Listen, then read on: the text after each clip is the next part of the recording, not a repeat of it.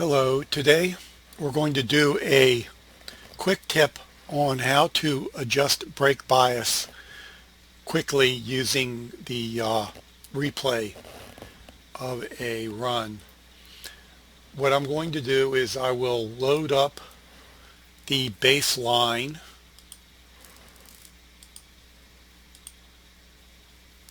it's 58% to the brake bias for the front. Typically for the baselines of each of the cars, they are typically set a little bit high in the front. This works for all the cars. The ABS, this won't work so much for. But what you do is you get your setup going and then drive around the track.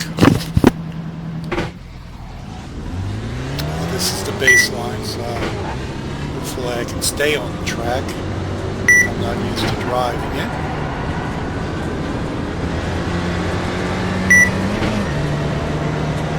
But what you want to do is you want to drive around the track at least one lap to warm your tires up to operating temperature so that they have a decent amount of stickiness.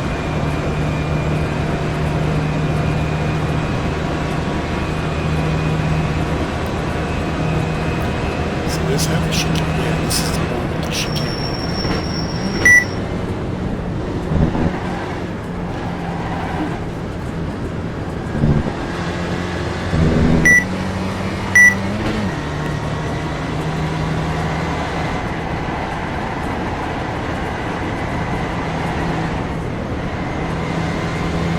Baseline's a little bit balloony feeling. Haven't driven it in a long time. I'm so used to using mine.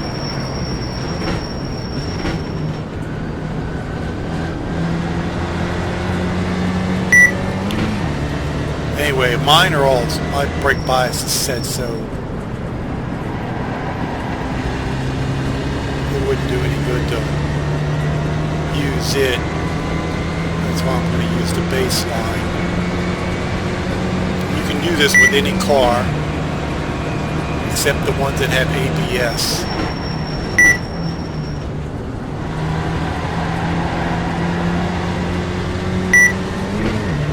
ABS, you can use this technique, but it's a little difficult because you got to look real close for the chatter of the wheels, and I'm not sure it can be done. It's better to use telemetry tools for it. Now what I want to do, my tires should be warmed up. I've done one lap. They aren't super great, but what I want to do is go as fast as I can go and then lock them up. Okay. Now we go to the pits, do that instant recall pit tow, telemagically port.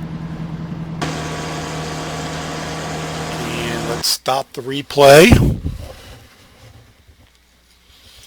We want to hit Control F12, and that brings up our camera controls.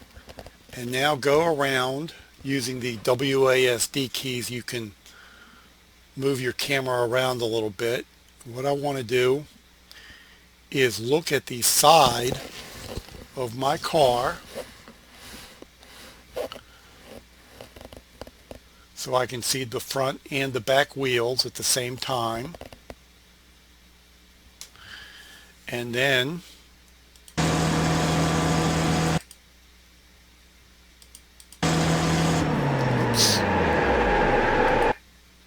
let's go back a little bit. Okay, right about there. Now this button here is your slow motion. And if you hit it a bunch, you get down to 1/16 slow motion. And now what you're watching for is lockup of the tires. See, the front tire just locked up, or is in incipient lock right now, and now is locked up. But the back tire is not. It's still turning a little bit. When it goes real slow, it's incipient lockup. You're not locked up, but you're going slower than the track surface. So you're almost locked up, and that's a pretty good thing. If you can get your car to, or brake skill to be where you can get your car tires to be just a little bit slower than the track surface to brake, then you're doing real good. But that takes a lot of skill. But anyway, as you can see, the fronts lock up before the back, and that generally is a good thing. In almost every car, you want your front tires to lock up first and then your back tires. If the back tires lock up first, you're going to spin out. And that's pretty close. That's what, maybe about 10 feet difference? That's pretty close. Okay, now what we're going to do is go into the garage and we're going to drop it. Let's drop it to 56. Apply it. Notice I did not make any other changes. Changing camber and caster and all that kind of thing can affect it slightly. So, you have to check your brake bias whenever you do any major camber, caster, and toe changes and stuff. Now we're going to run around the track again. One more lap. Warm the tires up.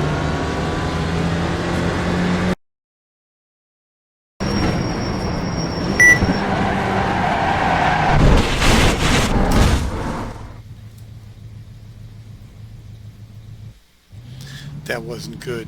I think my brake bias is set too hard to the back.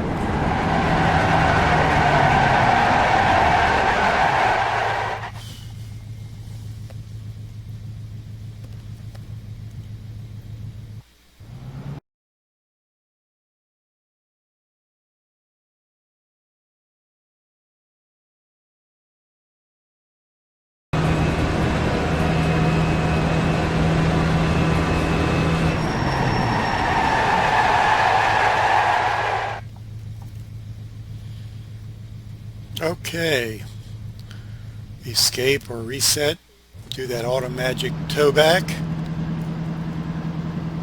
hit your escape again to go into replay. Now you'll still be in your side view because you've already set the camera. So once you've set your camera, it'll save it, at least for this session. Okay, I'm starting to brake. So let's go into super slow motion.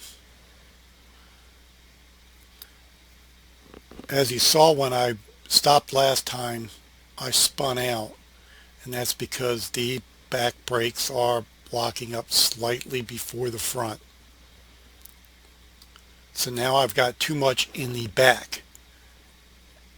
Before I had just a little bit too much in the front. Now I've got too much. So let's go to the garage. And here again, brake bias. Now I will keep doing this, and before it was 58, now it's 56, so now I'll do 57. I'll run it again, and then either go down or up a little bit, halfway to whatever my last mark was, until I get it to the point where the front tires are stopping or locking up just a split second before the back tires, or even a little bit more. The 58 looked pretty good, but I like to have less than 10 feet difference between the fronts locking up and the back locking up. But 10 feet isn't really that bad.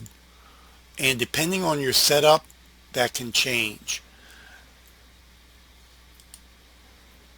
Now the other thing about brakes, this doesn't really have is force factor.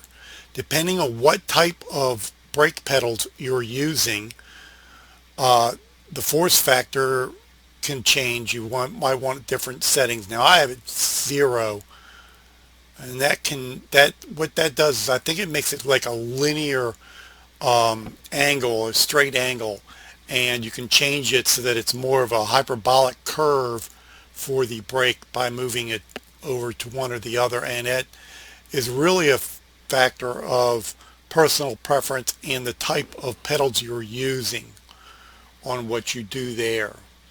I've had this, it comes like I think 1.8 or 2.8 or something like that default, and I've had it up to 5 and 4 and stuff, and depending on where you do it and what type of pedals you use, you can use a different setting there.